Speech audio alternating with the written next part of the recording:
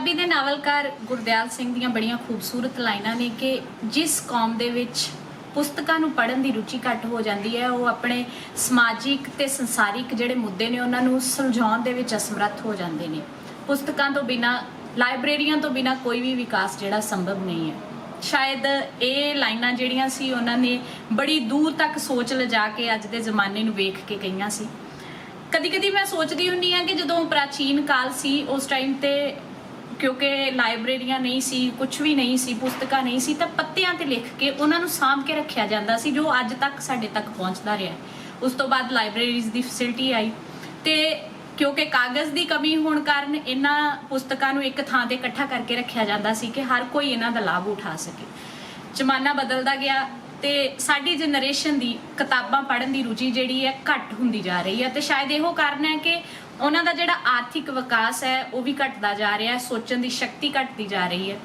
ਤੇ ਲਾਇਬ੍ਰੇਰੀਆਂ ਦੀ ਗੱਲ ਕਰ ਰਹੇ ਹਾਂ, ਪੁਸਤਕਾਂ ਦੀ ਗੱਲ ਕਰ ਰਹੇ ਹਾਂ। ਤੇ ਅੱਜ ਜਿਸ ਲਾਇਬ੍ਰੇਰੀ ਦੇ ਵਿੱਚ ਮੈਂ ਖੜੀ ਹਾਂ ਉਹ ਹੈ ਜੀ ਖਾਲਸਾ ਕਾਲਜ ਦੀ ਇਤਿਹਾਸਕ ਭਾਈ ਅਮਰੀਕ ਸਿੰਘ ਲਾਇਬ੍ਰੇਰੀ।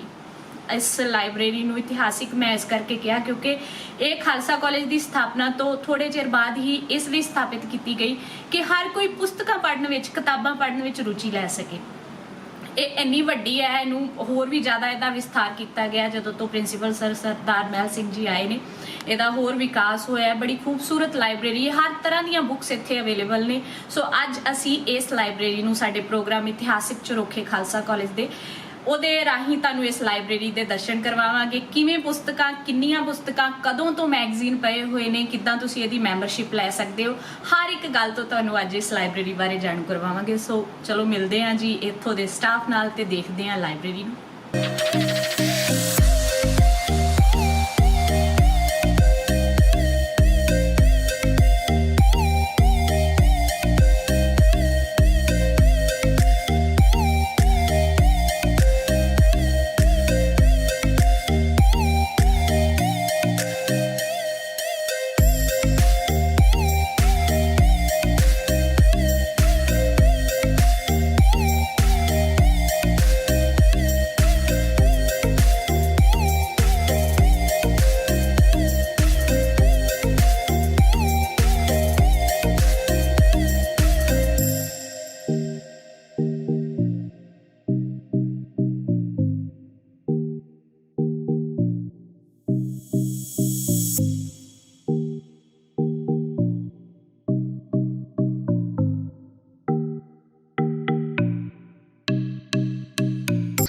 दर्शकों, असी जिवें तुहानूं दस्सिआ कि अज असी खालसा कॉलेज की जिहड़ी इतिहासक लाइब्रेरी है उहदे बारे तुहानूं जानकारी देवांगे।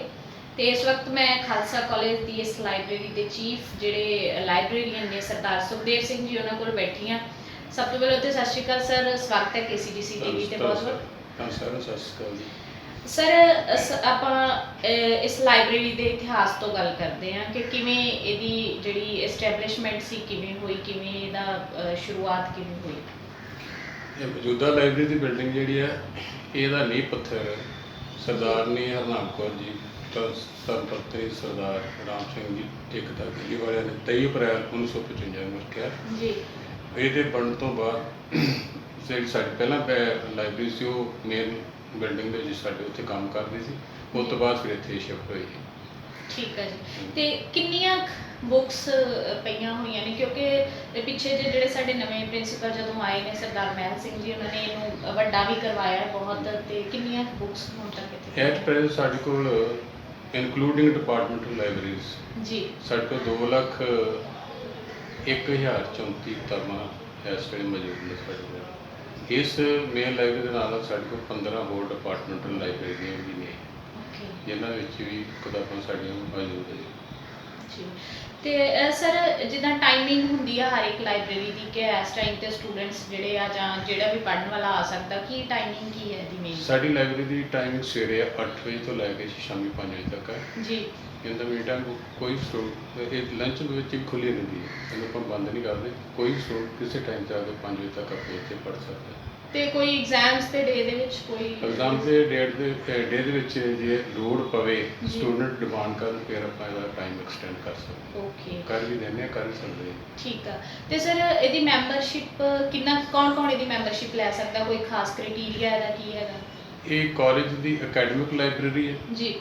ਇਹਦੀ ਮੈਂਬਰਸ਼ਿਪ ਇੱਥੋਂ ਦਾ ਟੀਚਿੰਗ ਨੌਨ ਟੀਚਿੰਗ ਸਟਾਫ ਤੇ ਸਟੂਡੈਂਟ ਹੀ ਲੈ ਸਕਦੇ ਆ। ਓਕੇ, ਕੋਈ ਖਾਸ ਕ੍ਰਾਈਟੇਰੀਆ ਹੁੰਦਾ ਹੈ ਕਿ ਜਿੱਦਾਂ ਰੋਲ ਨੰਬਰਸ ਵਗੈਰਾ ਜਾਂ ਕੋਈ ਇਹ ID ਨਵੇਂ ਵਗੈਰਾ? ਸੈਸ਼ਨ ਦੇ ਉੱਤੇ ਜਿਹੜੇ ਨਵੇਂ ਬੱਚੇ ਸਾਡੇ ਆਉਂਦੇ ਨੇ ਜੀ ਹਰ ਕਲਾਸ ਨੂੰ ਨਵਾਂ ਰੋਲ ਨੰਬਰ ਜਿਹੜਾ ਇਸ਼ੂ ਕੀਤਾ ਜਾਂਦਾ, ਉਹਦੇ ਰੋਲ ਨੰਬਰ ਨੂੰ ਇੱਥੇ ਲਾਇਬ੍ਰੇਰੀ 'ਚ ਫੀਡ ਕੀਤਾ ਜਾਂਦਾ ਕੰਪਿਊਟਰ ਦੇ ਵਿੱਚ ਜੀ।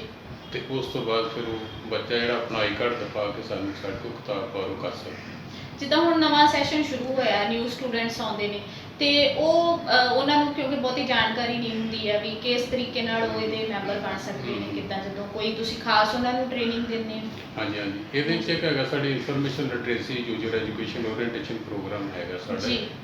ਜਿਹਦੇ ਵਿੱਚ ਜਿੰਨੇ ਵੀ ਸਾਡੇ ਨਵੇਂ ਸਟੂਡੈਂਟ ਹੁੰਦੇ ਉਹਨਾਂ ਨੂੰ ਆਪਾਂ ਡੇਜ਼ ਦੇ ਦਿੰਦੇ ਹਾਂ ਵੀ ਇਸ ਦਿਨ ਇੱਕ ਆਪਣਾ ਟੀਚਰ ਜਿਹੜਾ ਆਪਣੀ ਸਾਰੀ ਕਲਾਸ ਲੈ ਕੇ ਆਉਂਦਾ, ਉਹਨਾਂ ਨੂੰ ਫਿਰ ਆਪਾਂ ਇੱਥੇ ਲੈਕਚਰ ਦਿੰਦੇ ਹਾਂ, ਉਹਨਾਂ ਨੂੰ ਦੱਸ ਦਿੰਦੇ how to use the library ਨੂੰ ਕਿਵੇਂ ਯੂਜ਼ ਕਰਨਾ, ਤੇ ਇੱਥੇ ਕਿਹੜੇ ਕਿਹੜੇ ਸੋਰਸਿਸ ਨੇ, ਕਿਹੜੇ ਕਿਹੜੇ ਤੁਹਾਨੂੰ ਫੈਸਿਲਿਟੀਜ਼ ਪ੍ਰੋਵਾਈਡ ਕੀਤੀਆਂ ਜਾ ਸਕਦੀਆਂ, ਕਿਹੜੇ ਕਿਹੜੇ ਸਾਡੀਆਂ ਪਾਲਿਸੀ ਨੇ, ਉਹ ਸਾਰ ਤੋਂ ਉਹਨਾਂ ਨੂੰ ਆਪਾਂ ਜਾਣੂ ਕਰਵਾਉਂਦੇ ਹਾਂ। ਤੇ ਸਰ ਲਾਇਬ੍ਰੇਰੀ ਕਿਉਂਕਿ ਕਾਫੀ ਵੱਡੀ ਹੈ, ਕਿੰਨੀਆਂ ਸੀਟਸ ਨੇ? ਐਟ ਪ੍ਰੈਜ਼ੈਂਟ ਸਾਡੇ ਕੋਲ 265 ਸੀਟਸ ਅਵੇਲੇਬਲ ਹੈ। 265 ਸਟੂਡੈਂਟ ਐਟ ਏ ਟਾਈਮ ਇੱਥੇ ਬਹਿ ਕੇ ਪੜ੍ਹ ਸਕਦੇ। ਤੇ ਜਿਹੜੇ, ਕਿਉਂਕਿ ਲਾਇਬ੍ਰੇਰੀ ਦਾ ਮਤਲਬ ਹੀ ਹੁੰਦਾ ਹੈ ਕਿ ਬਹੁਤ ਪੁਰਾਣੀਆਂ ਬੁੱਕਸ, ਬਹੁਤ ਪੁਰਾਣੇ ਨਿਊਜ਼ਪੇਪਰ ਜਿਹੜੇ ਨੇ, ਸਾਡੇ ਕੋਲ ਕਿੰਨੇ ਕੁ ਨਿਊਜ਼ ਮੈਗਜ਼ੀਨਸ ਪਏ ਹੋਏ ਨੇ ਤੇ ਕਿੰਨੇ ਕੁ ਪੁਰਾਣੇ ਨੇ?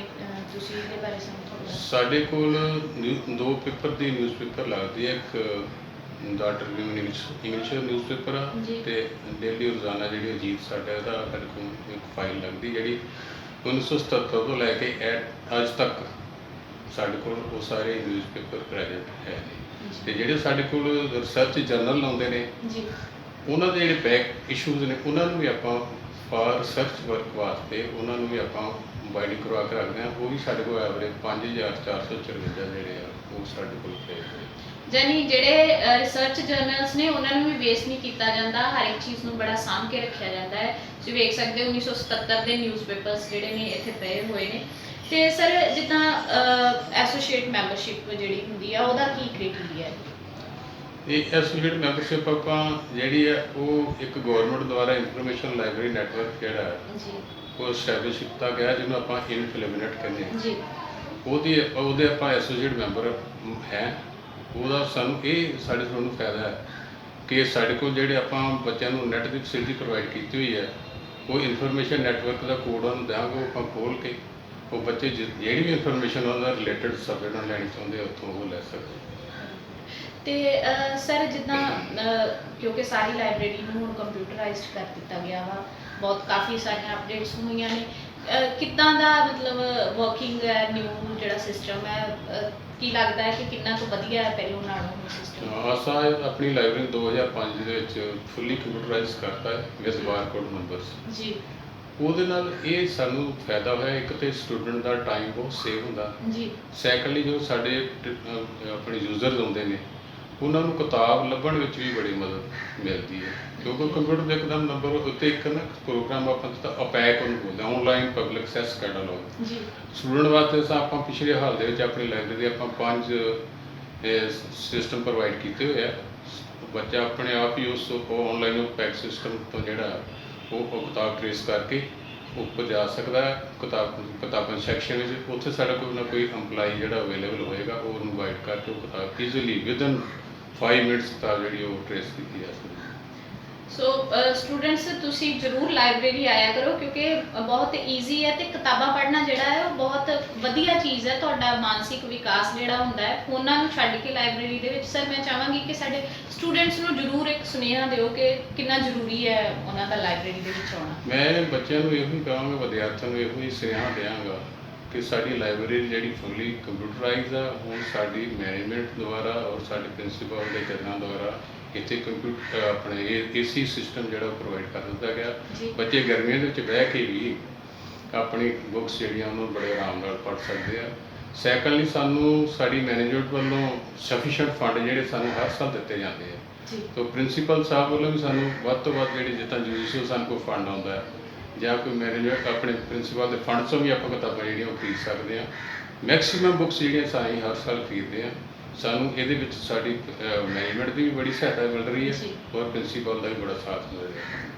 ਬਹੁਤ ਵਧੀਆ ਜਾਣਕਾਰੀ ਜਿਹੜੀ ਸਰ ਨੇ ਦਿੱਤੀ ਹੈ ਤੇ ਅਸੀਂ ਬਾਕੀ ਸਟਾਫ ਮੈਂਬਰਸ ਨੂੰ ਵੀ ਮਿਲਾਂਗੇ ਤੇ ਲਾਇਬ੍ਰੇਰੀ ਦੀ ਵਰਕਿੰਗ ਜਿਹੜੀ ਹੈ ਜਾਣਾਂਗੇ। ਬਹੁਤ ਬਹੁਤ ਧੰਨਵਾਦ ਸਰ। ਸਤਿ ਸ਼੍ਰੀ ਅਕਾਲ। ਸੋ ਦਰਸ਼ਕੋ, ਇਸ ਟਾਈਮ ਮੈਂ ਖਾਲਸਾ ਕਾਲਜ ਦੀ ਲਾਇਬ੍ਰੇਰੀ ਦੇ ਲਾਇਬ੍ਰੇਰੀ ਸਰਕੂਲੇਸ਼ਨ ਕਾਊਂਟਰ ਤੇ ਬੈਠੀ ਹੋਈ ਹਾਂ। ਇੱਥੋਂ ਹੀ ਤੁਹਾਨੂੰ ਮੈਂਬਰਸ਼ਿਪ ਮਿਲਦੀ ਹੈ, ਇੱਥੋਂ ਹੀ ਸਾਰੀਆਂ ਬੁੱਕਸ ਜਿਹੜੀਆਂ ਨੇ ਇਸ਼ੂ ਹੁੰਦੀਆਂ ਨੇ, ਸਟੋਰ ਹੁੰਦੇ ਨੇ, ਤੁਹਾਡੇ ਨਾਮ ਵਗੈਰਾ ਸਾਰਾ ਜਿਹੜਾ ਪ੍ਰੋਸੈਸ ਹੈ ਇੱਥੋਂ ਹੀ ਚੱਲਦਾ ਹੈ। ਤੇ ਇਹ ਸਾਰੇ ਵਰਕ ਨੂੰ ਡੀਲ ਕਰਦੇ ਨੇ ਮੈਡਮ ਕਮਲਜੀਤ ਕੌਰ, ਜਿਹੜੇ ਇੱਥੇ ਦੇ ਅਸਿਸਟੈਂਟ ਲਾਇਬ੍ਰੇਰੀਅਨ ਨੇ। ਮੈਂ ਉਹਨਾਂ ਦੇ ਕੋਲ ਬੈਠੀ ਹੋਈ ਹਾਂ। ਸੋ ਇਸ ਪ੍ਰੋਸੀਜਰ ਬਾਰੇ ਆਪਾਂ ਜਾਣਦੇ ਹਾਂ ਉਹਨਾਂ ਕੋਲੋਂ। ਸਭ ਤੋਂ ਪਹਿਲਾਂ ਸਤਿ ਸ਼੍ਰੀ ਅਕਾਲ ਮੈਮ। ਤੇ KCGC ਤੇ ਬਹੁਤ ਬਹੁਤ ਸਵਾਗਤ ਹੈ। ਤੇ ਮੈਨੂੰ ਇਹ ਦੱਸੋ ਕਿ ਕਿੰਨੇ ਕੁ ਦੇਰ ਤੋਂ ਤੁਸੀਂ ਇਸ ਜੌਬ ਦੇ ਵਿੱਚ ਮੈਂ ਹੋ? ਕੋਈ ਤਕਰੀਬਨ 23 ਸਾਲ ਤੋਂ ਹਾਂ। 1998 ਚ ਜੁਆਇਨ ਕੀਤਾ ਮੈਂ ਜੀ। ਤੇ ਉਦੋਂ ਤੋਂ ਲੈ ਕੇ ਹੁਣ ਤੱਕ ਕਿੰਨਾ ਕੁ ਫਰਕ ਆਇਆ ਹੈ ਲਾਇਬ੍ਰੇਰੀ ਦੇ ਵਰਕਿੰਗ ਦੇ ਵਿੱਚ? ਜਦੋਂ ਮੈਂ ਜੁਆਇਨ ਕੀਤਾ ਉਦੋਂ ਸਾਰੇ ਕੰਮ ਮੈਨੂਅਲ ਸੀਗੇ ਜੀ। ਉਸ ਤੋਂ ਬਾਅਦ ਫੁੱਲੀ ਲਾਇਬ੍ਰੇਰੀ ਕੰਪਿਊਟਰਾਈਜ਼ ਹੋ ਗਈ ਸਾਡੀ। Okay. ਫਿਰ ਸਾਰਾ ਕੰਮ ਜਿਹੜਾ ਕੰਪਿਊਟਰ ਤੇ ਹੋ ਗਿਆ। ਕੰਪਿਊਟਰ ਦੇ ਹੋਣ ਨਾਲ ਫਿਰ ਬੱਚੇ ਦਾ ਟਾਈਮ ਸੇਵ ਹੁੰਦਾ, ਸਾਡਾ ਵੀ ਜੀ। ਸੇਵ ਹੁੰਦਾ, ਬਹੁਤ ਈਜ਼ੀ ਹੋ ਗਿਆ। ਸਾਰਾ ਡਾਟਾ ਅਪਡੇਟ ਆ, ਕੋਈ ਵੀ ਸਰਚ ਕਰਨੀ ਹੈ ਕੰਪਿਊਟਰ ਤੇ ਆਪਾਂ ਮਤਲਬ ਬਹੁਤ ਫਾਇਦਾ ਹੋ ਗਿਆ ਕੰਪਿਊਟਰਾਈਜ਼। ਤੇ ਮੈਂਬਰਸ਼ਿਪ ਜਿਹੜੀ ਬੱਚੇ ਸਟਾਫ ਜਿਹੜਾ ਕ੍ਰਾਈਟੇਰੀਆ ਹੈ ਉਹ ਕਿਵੇਂ ਤੁਹਾਡੇ ਕੋਲ? ਜਿਹੜਾ ਵੀ ਬੱਚਾ ਆਪਣੇ ਕੋਲ ਐਡਮਿਸ਼ਨ ਲੈਗਾ ਜੀ। ਉਹ ਲਾਇਬ੍ਰੇਰੀ ਦੀ ਮੈਂਬਰਸ਼ਿਪ ਉਹਦੇ ਕੋਲ ਹੋਏਗੀ। ਇਸੇ ਤਰ੍ਹਾਂ ਜਿਹੜਾ ਵੀ ਟੀਚਰ ਆਪਣੇ ਕੋਲ ਜੁਆਇਨ ਕਰਦਾ ਹੈ ਜਾਂ ਪੁਰਾਣਾ ਸਟਾਫ ਹੈ, ਸਾਰੇ ਉਹਦੀ ਆਪਣੇ ਕੋਲ ਮੈਂਬਰਸ਼ਿਪ ਹੋਏਗੀ। ਓਕੇ। ਤੇ ਸਾਰੀਆਂ ਬੁੱਕਸ ਦਾ ਕਿਉਂਕਿ ਸਟੋਰੇਜ ਦਾ ਸਿਸਟਮ ਵੀ ਤੁਹਾਡੇ ਹੱਥ 'ਚ ਹੈ, ਹਾਂ। ਤੇ ਕਿਵੇਂ ਤੁਸੀਂ ਮੈਨੇਜ ਕਰਦੇ ਹੋ ਕਿ ਕਿਹੜੀ ਬੁੱਕ ਜਿਹੜੀ ਹੈ ਕਿੱਥੇ ਜਾਣੀ ਹੈ? ਕਿਉਂਕਿ ਬਹੁਤ ਸਾਰੇ ਕਮਰੇ ਨੇ, ਬਹੁਤ ਸਾਰੀਆਂ ਬੁੱਕਸ ਇਹ ਨੇ। ਸਾਡੀਆਂ ਨਾ ਕਲਾਸਿਸ ਹੁੰਦੀਆਂ ਇਹਦੇ ਵਿੱਚ। ਓਕੇ। ਲਾਇਬ੍ਰੇਰੀ ਸਾਇੰਸ ਨੂੰ ਬੋਲਿਆ ਜਾਂਦਾ। ਇਹਦੇ ਵਿੱਚ ਕਲਾਸਿਸ Okay. ਹੁੰਦੀਆਂ, ਉਹਦੇ ਹੀ ਅਕੋਰਡਿੰਗ ਉਹਦੀ ਕਲਾਸੀਫਿਕੇਸ਼ਨ ਹੋਈ ਹੁੰਦੀ ਹੈ। ਉਹ ਅਸੀਂ ਫਟਾਫਟ ਸੈੱਟ ਕਰ ਦਿੰਦੇ ਹਾਂ ਕਿ ਸਾਇੰਸ 'ਚ ਜਾਣੀ ਹੈ, ਕਿੱਥੇ ਜਾਣੀ ਹੈ, ਪੰਜਾਬੀ ਦੀ ਹੈ, ਲਿਟਰੇਚਰ ਦੀ ਹੈ, ਕਾਹਦੀ ਹੈ, ਕਿਸ ਤਰ੍ਹਾਂ ਜਾਣੀ। ਬੁੱਕਸ ਤੇ ਆਉਂਦੀਆਂ ਹੀ ਰਹਿੰਦੀਆਂ ਆਉਂਦੀਆਂ ਨਵੀਆਂ ਰਹਿੰਦੀਆਂ ਨਵੀਆਂ। books, ਹਾਂ। ਤੇ ਜਦੋਂ ਸਟੂਡੈਂਟਸ ਇੱਕਦਮ ਐਗਜ਼ਾਮਸ ਦੇ ਡੇ ਹੁੰਦੇ ਨੇ, ਬਹੁਤ ਸਾਰੇ ਸਟੂਡੈਂਟਸ ਵੀ ਆਉਂਦੇ ਨੇ, ਬਹੁਤ ਸਾਰੀਆਂ ਨਵੀਆਂ ਬੁੱਕਸ ਇਸ਼ੂ ਹੁੰਦੀਆਂ ਨੇ।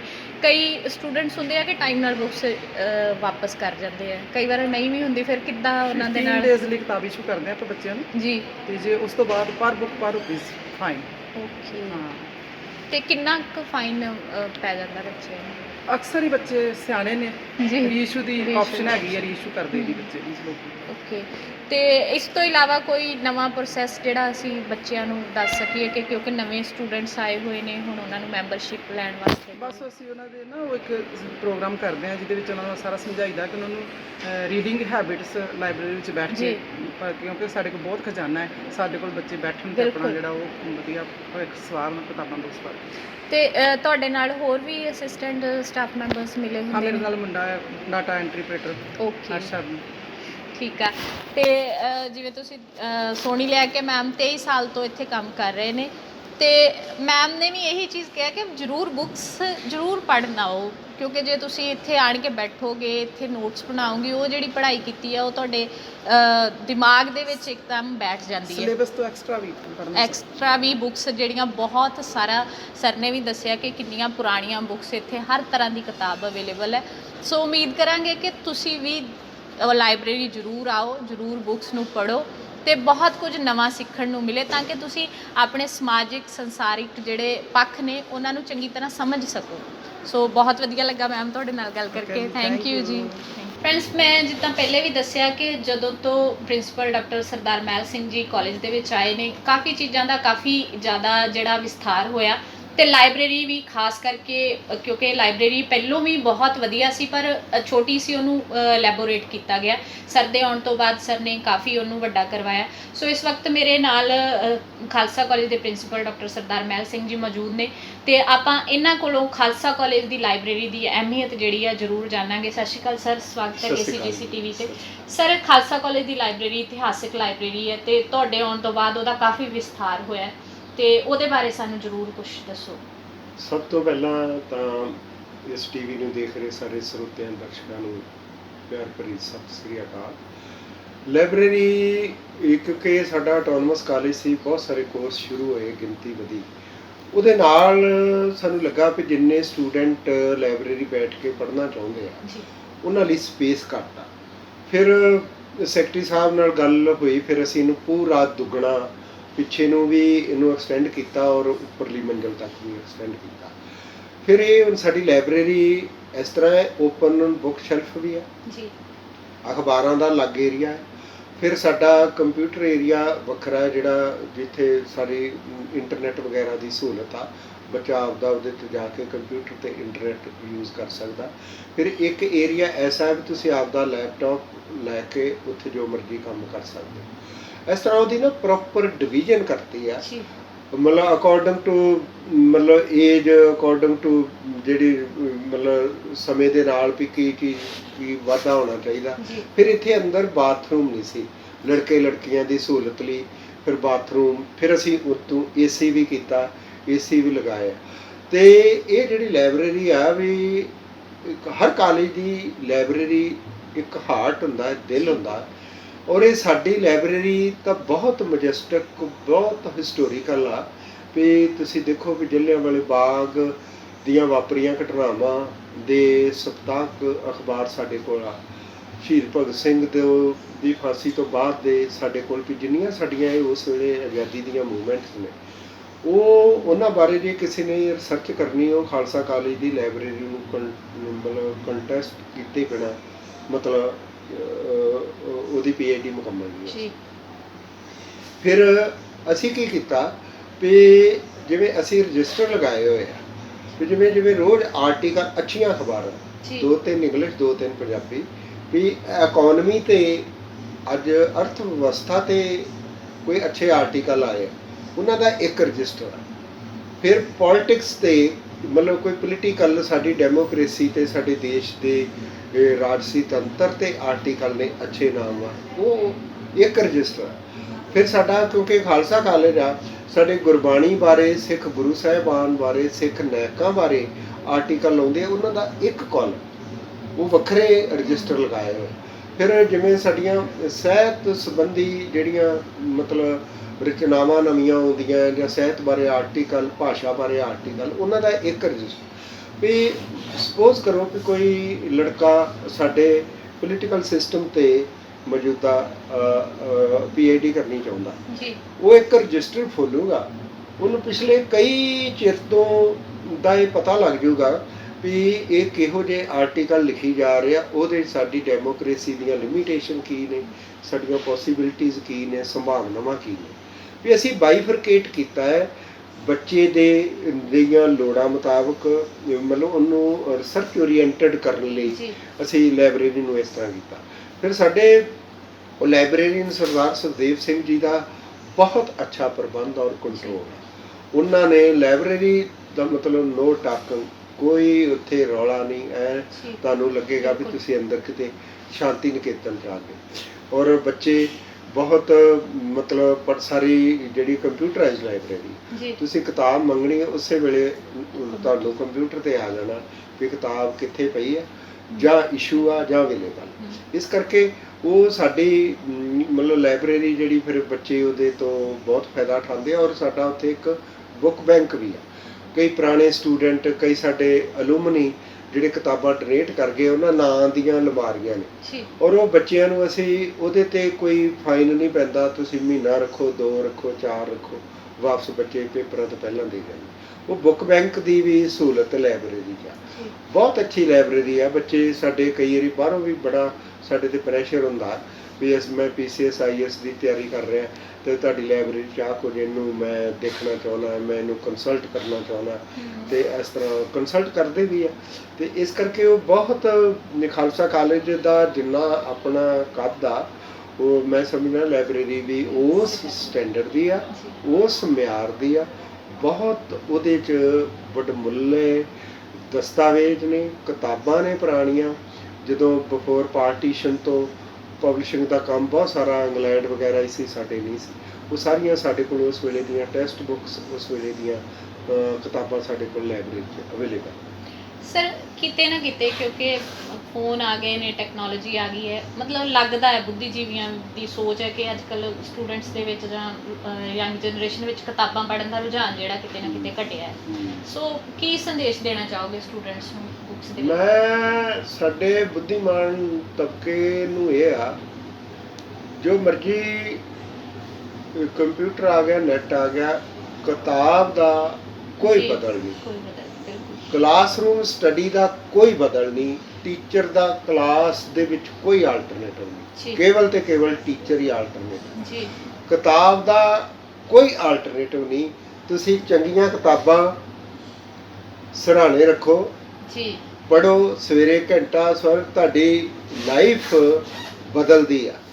ਕਿਤਾਬਾਂ ਤੁਹਾਨੂੰ ਜਿਵੇਂ ਇਹ ਤਾਂ ਨਹੀਂ ਕਿ ਕਿਤਾਬਾਂ ਤੁਹਾਨੂੰ ਰੁਜ਼ਗਾਰ ਜਾਂ ਪੈਸਾ ਦਿੰਦੀਆਂ, ਜੀ ਪਰ ਕਿਤਾਬਾਂ ਇਹ ਜ਼ਰੂਰ ਦੱਸਦੀਆਂ ਵੀ ਤੁਹਾਡਾ ਰੁਜ਼ਗਾਰ ਜਾਂ ਪੈਸਾ ਜਾ ਕਿੱਧਰ ਰਿਹਾ ਹੈ, ਬਿਲਕੁਲ ਉਹਦੀ ਲੁੱਟ ਕਿੱਧਰ ਪਈ ਹੋਈ। ਜੀ ਇਹ ਸੋਝੀ ਜਿਹੜੀਆਂ ਨੇ ਨਾ, ਇਹ ਕਿਤਾਬਾਂ ਹੀ ਦਿੰਦੀਆਂ। ਬਿਲਕੁਲ ਜਿਹੜੀ ਨੈੱਟ ਜਾਂ YouTube ਇਹ ਜਾਣਕਾਰੀ ਹੁੰਦੀ ਆ, ਇਹ ਜਾਣਕਾਰੀ ਬਹੁਤੀ ਤਰ੍ਹਾਂ ਬੱਚੇ ਇਹਨੂੰ ਇੱਕ ਪਾਸੜ ਲੈਂਦੇ ਆ, ਜੀ ਕਹਿਰੇ ਰੂਪ ਚ ਲੈਂਦੇ, ਉਹਦਾ ਦੂਜਾ ਪਾਸਾ ਨਹੀਂ ਦੇਖਦੇ। ਜਦੋਂ ਕਿਸੇ ਰਾਈਟਰ ਅੱਛੇ ਕ੍ਰਿਟਿਕ ਦੀ ਲੋਚਕ ਦੀ ਕਿਤਾਬ ਦੇਖੋਗੇ, ਉਹਨੇ ਵੱਖ-ਵੱਖ ਰਾਈਟਰ ਨੂੰ, ਹਿਸਟੋਰੀਅਨ ਨੂੰ ਕੋਡ ਕੀਤਾ ਹੁੰਦਾ, ਉਹ ਦੂਜਾ ਪੱਖ ਵੀ ਦੱਸਦਾ। ਇਸ ਕਰਕੇ ਬੱਚਾ ਕਹਿਰੀ ਬਿਰਤੀ ਦਾ ਵਨ ਸਾਈਡਡ ਉਹਦੇ ਕੋਲ ਨੌਲੇਜ ਨਹੀਂ ਹੁੰਦਾ। ਵੈਸੇ ਵਨ ਸਾਈਡਡ ਨੌਲੇਜ ਹੁੰਦਾ ਹੀ ਨਹੀਂ, ਉਹ ਇਨਫੋਰਮੇਸ਼ਨ ਹੁੰਦੀ ਹੈ। ਨੌਲੇਜ ਤੇ ਇਨਫੋਰਮੇਸ਼ਨ 'ਚ ਫਰਕ ਹੁੰਦਾ। ਇਹ ਸਾਰਾ ਜਿਹੜਾ ਜੋ ਤੁਸੀਂ ਨਾਂ ਲੈਂਦੇ ਪਏ ਹੋ, ਇਹ ਇਨਫੋਰਮੇਸ਼ਨ ਦਿੰਦਾ ਹੈ, ਵਿਜ਼ਡਮ ਨਹੀਂ ਦਿੰਦਾ। ਬਿਲਕੁਲ ਵਿਜ਼ਡਮ ਉਦੋਂ ਦਿੰਦੀ ਆ ਜਦੋਂ ਗਿਆਨ ਖਰਲ ਹੋ ਕੇ ਆਉਂਦਾ, ਦੂਜਾ ਪਾਸਾ ਤੁਹਾਡੇ ਕੋਲ ਆਉਂਦਾ, ਤੁਸੀਂ ਦੋਵਾਂ ਦਾ ਕੰਪੈਰੀਜ਼ਨ ਕਰਦੇ ਹੋ। ਤੁਸੀਂ ਇੱਕ ਅਖਬਾਰ ਪੜ੍ਹੋ, ਮੈਂ ਸਮਝੂਗਾ ਉਹ ਮੂਰਖ ਬਣਾਉਂਦੀ ਹੈ। ਜੀ ਬਿਲਕੁਲ। ਇਹ ਦੋ ਪੰਜਾਬੀ ਦੀਆਂ ਪੜ੍ਹੋ, ਦੋ ਅੰਗਰੇਜ਼ੀ ਦੀ ਪੜ੍ਹੀਓ, ਫਿਰ ਤੁਹਾਨੂੰ ਅਸਲ ਗੱਲ ਦਾ ਪਤਾ ਲੱਗਦਾ ਕਿ ਗੱਲ ਸਹੀ ਬੈਲੈਂਸ ਹੈ ਕੀ ਜੀ। ਠੀਕ ਹੈ ਨਾ। ਇਸ ਕਰਕੇ ਕਿਤਾਬ ਦਾ ਕੋਈ ਬਦਲ ਨਹੀਂ, ਕਲਾਸਰੂਮ ਸਟੱਡੀ ਦਾ ਕੋਈ ਬਦਲ ਨਹੀਂ, ਔਰ ਕਿਤਾਬ ਤੋਂ ਵੱਡਾ ਦੋਸਤ ਕੋਈ ਨਹੀਂ, ਕਿਤਾਬ ਤੋਂ ਵੱਡਾ ਗਿਆਨ ਦਾ ਖਜ਼ਾਨਾ ਕੋਈ ਨਹੀਂ। ਔਰ ਇੱਕ ਕਿਤਾਬ ਹੀ ਆ ਜਿਹੜੀ ਸਟੂਡੈਂਟ ਨੂੰ, ਬੰਦੇ ਨੂੰ ਮੈਚੁਰ ਕਰਦੀ ਹੈ, ਜਿਹੜੀ ਉਹਨੂੰ ਬੈਲੈਂਸ ਕਰਦੀ ਹੈ, ਜਿਹੜੀ ਉਹਨੂੰ ਉਹਦੇ 'ਚ ਨਵੀਂ ਦ੍ਰਿਸ਼ਟੀ ਪ੍ਰਦਾਨ ਕਰਦੀ ਹੈ। ਮਤਲਬ ਕਈ ਵਾਰੀ ਅਸੀਂ ਕਲਾਸ 'ਚ ਤਾਂ ਬਹੁਤ ਸਾਰਾ ਮਜਬੂਰੀਆਂ ਹੁੰਦੀਆਂ ਟੀਚਰ ਦੀਆਂ ਵੀ, ਉਹਨੇ ਸਿਲੇਬਸ ਤੱਕ ਸੀਮਿਤ ਰਹਿਣਾ। ਉਹਦਾ ਕੰਮ ਹੁੰਦਾ ਕਿ ਮੈਂ ਇਮਤਿਹਾਨ ਦੇ ਪੁਆਇੰਟ ਆਫ ਵਿਊ ਤੋਂ ਇਹ ਸਿਲੇਬਸ ਆਪਦਾ ਖਤਮ ਕਰਾਵਾਂ। ਪਰ ਜਦੋਂ ਲਾਇਬ੍ਰੇਰੀ 'ਚ ਬੱਚਾ ਜਾਂਦਾ, ਉਹ ਕਈ ਵਾਰੀ ਅਬਵ ਦੈਨ ਸਿਲੇਬਸ ਸੋਚਦਾ। ਉਹ ਸੋਚਦਾ ਵੀ ਮੇਰਾ ਇੰਟਰਸਟ ਇਹਦੇ 'ਚ ਆ, ਮੈਂ ਇਹਨੂੰ ਪੜ੍ਹਾਂ, ਇਹਨੂੰ, ਕਿਉਂਕਿ ਉਹ ਜਿਹੜੇ ਸਾਰੇ ਵੱਡੇ ਲੋਕ, ਦਾਨਸ਼ਵਰ, ਫਿਲਾਸਫਰ, ਉਹਨਾਂ ਸਾਰਾ ਜ਼ਿੰਦਗੀ ਦਾ ਤਜਰਬਾ ਘੋਟ ਕੇ ਕਿਤਾਬਾਂ 'ਚ ਪਾਇਆ। ਤੁਸੀਂ ਉਹ ਜੀਵਨ ਜੀਏ ਬਿਨਾ ਕੁਝ ਦਿਨਾਂ 'ਚ ਉਹ ਸਾਰਾ ਐਕਸਪੀਰੀਅੰਸ ਹਾਸਲ ਕਰਦੇ ਹੋ। ਇਹ ਬਹੁਤ ਵੱਡਾ, ਕਿਤਾਬਾਂ ਬਹੁਤ ਵੱਡਾ ਟੌਨਕ ਨੇ ਵਿਜ਼ਡਮ ਦਾ, ਗਿਆਨ ਦਾ।